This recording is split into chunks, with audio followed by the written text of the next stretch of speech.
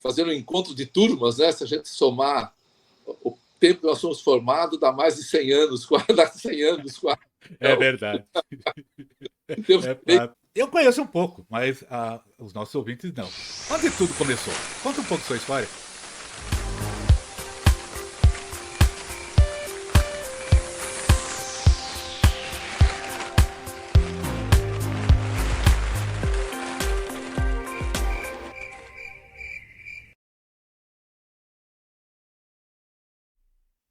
É difícil uma resposta assim, onde tudo começou. Eu acho que na vida todas as coisas elas vão evoluindo. Então tudo isso daí é uma evolução, né? Mas se eu fosse fazer tentar um pouco de onde começou, talvez começado na horta lá em Piracicaba, que a minha família tem até hoje, na realidade, hoje é minúscula, onde eu tinha 5 anos quando começou essa horta, a gente sempre produziu usando somente água, esterco e semente, mais nada. Então hoje seria, vamos dizer assim, comercializado como um produto orgânico. E nós produzimos dessa forma por muitos anos, muitos anos. Eu fazia agronomia, a gente produzia ainda verdura e entregava da mesma forma lá desde o início. Nunca foi autorizado nada.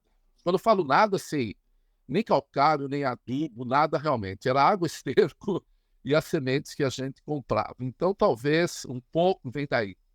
Mas se nós dermos um salto grande, vamos chegar lá na época da agronomia, lá em Piracicaba. Eu fui estagiário na fitopatologia, no departamento de fitopatologia, por 3 anos. O meu primeiro orientador lá foi o Paulinho Vai para a Europa, o Dr. Paulo Carvalho, e trabalhava com ele. Assim, o primeiro trabalho que a gente desenvolveu, na realidade, foi no aproveitamento de resíduos da fermentação glutâmica do melaço, que faz sem glutamato, produzido pela Ginomoto, e com lodo de esgoto, produzido lá na estação Vila Leopoldina, em São Paulo, que nem existe mais. E sempre tentando entender o que acontecia com o solo e qual é o efeito dessa matéria orgânica no solo também. Além disso daí, eu era bolsista de uma empresa e a gente avaliava o efeito da casugamicina, o produto comercial Casumim, para controlar doenças em batata e cenoura em pós-colheita, que é registrado até hoje, graças ao trabalho que nós fizemos lá, o Dr. Paulo e eu. E a casugamicina nada mais é do que um antibiótico produzido por Streptomyces casugaensis, que é uma actinobactérias, e eles matam a bactéria e empalavam o produto. Isso lá desde 1957. Isso vai ser importante mais tarde, essa informação, tá? E hoje o produto comercial continua no mercado desde 57, mas ele tem hoje 2% de princípio ativo. Antigamente tinha 1% só. Se nós formos considerar hoje tudo o que as pessoas divulgam, né, seria um produto biológico de terceira geração, que são os metabólicos produzidos. Mas vamos ficar ainda lá como estagiário, a gente vai relembrar da casugamicina um pouco mais tarde.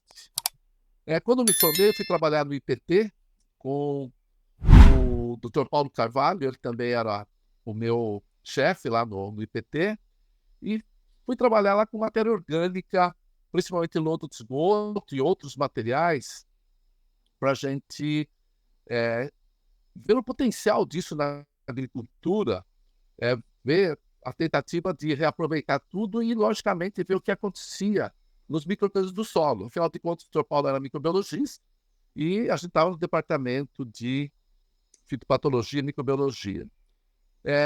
Logo, ainda no IPT é o Instituto de Pesquisas Tecnológicas do Estado de São Paulo. Eles me liberaram fazer mestrado, e o meu mestrado foi justamente estudando o lodo de esgoto em micorriza e em doenças de plantas. Então foi esse mais ou menos o meu início. Quando terminei o mestrado, eu queria fazer doutorado, não era possível oficialmente, então eu pedi demissão e fui fazer doutorado lá na fitopatologia na Exalc. E nessa época, eu fui trabalhar com o professor Hiroshi Kimati. O Hiroshi Kimati ele tinha, bom, infelizmente faleceu, mas o Hiroshi tinha uma larga experiência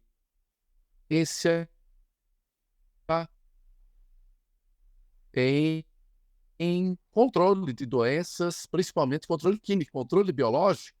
Era uma determinação, já que ele ia fazer controle biológico, eu precisava de alguém que conhecesse controle de doenças. O Hiroshi era a pessoa.